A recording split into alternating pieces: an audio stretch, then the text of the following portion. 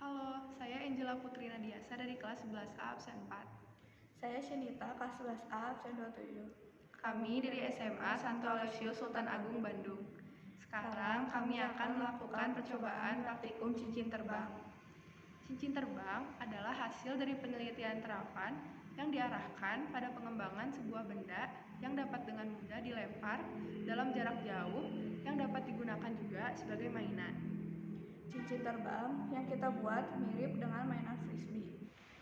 Tujuan dari percobaan praktikum dinamika cincin terbang adalah untuk mengetahui cara kerja dan apa saja hal yang mempengaruhi terbangnya cincin. Cincin terbang dibuat melengkung, tujuannya agar aliran udara belok ke bawah sehingga timbul gaya angkat. Karena kita kan menggunakan duplek. Duplek itu sulit melengkung, jadi harus dibentuk sudut kerucut seperti ini. Inilah bahan dan alat yang kita perlukan untuk membuat cincin terbang. Alat-alat yang diperlukan adalah penggaris, pensil, jangka, gunting, busur derajat. Sedangkan bahan-bahan yang diperlukan adalah duplex dan selotip. Kita membuat 4 cincin terbang. Yang pertama, berdiameter dalam 10 cm, sedangkan alfanya 8 derajat. Yang kedua, berdiameter dalam 20 cm, sedangkan alfanya 8 derajat.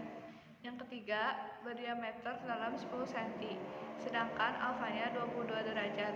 Yang keempat, berdiameter dalam 20 cm, sedangkan alfanya 22 derajat. Yang saat ini kami buat adalah cincin terbang berdiameter dalam 10 cm, sedangkan alfanya 8 derajat.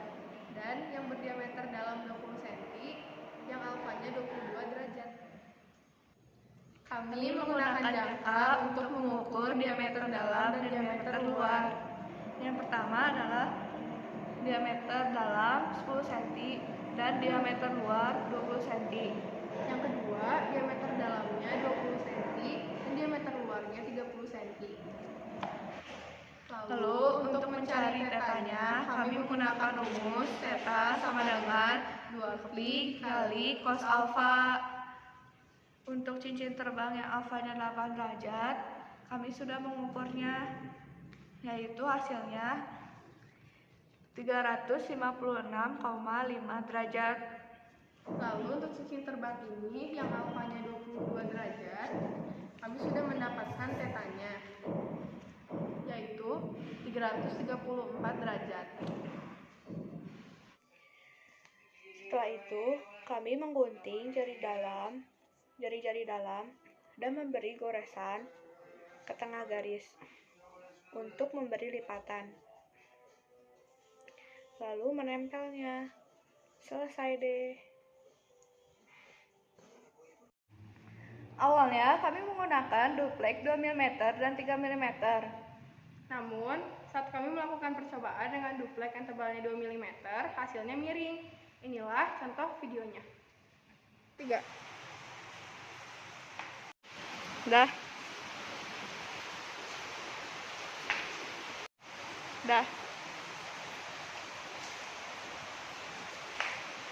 Arah vektor momentum sudut sesuai aturan tangan kanan. Jika terjadi perbedaan gaya F1 dan F2, contoh F1 lebih besar daripada F2, akan menghasilkan torsi yang akan membuat cincin bergerak miring. Pada cincin terbang dengan F1 lebih besar daripada F2, cincin akan bergerak miring ke kiri.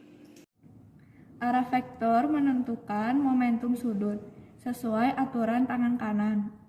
Jika terjadi perbedaan F1 dan F2, contoh F2 lebih besar daripada F1, akan menghasilkan torsi yang akan membuat cincin bergerak miring. Pada cincin terbang dengan F2 yang lebih besar daripada F1, cincin akan bergerak atau miring ke kanan. Inilah contoh 3 dari 3 mm. Walaupun tetap miring hasilnya, tapi lebih tidak miring daripada yang 2 mm. Kami mencoba menekuk-nekukkan supaya hasilnya lebih baik.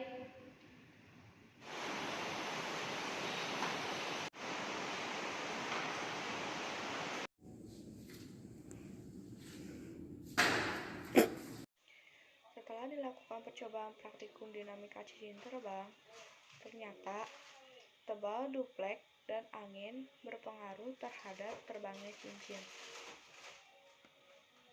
Dalam melakukan percobaan praktikum cincin terbang, diperlukan kesabaran yang lebih, karena kami harus melempar cincin berkali-kali hingga akhirnya mendapat hasil yang lurus. Sekian dari kami. Mohon maaf bila ada kesalahan kata atau pengucapan. Terima kasih telah menonton.